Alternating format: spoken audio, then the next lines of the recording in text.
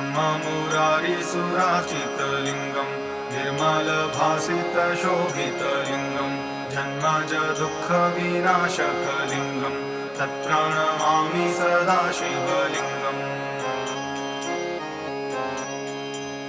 देवमुनिप्रवराजितलिङ्गं कामदहं करुणाकरलिङ्गं रावणदर्पविनाशनलिङ्गं तत्प्रणमामि सदा शिवलिङ्गम्।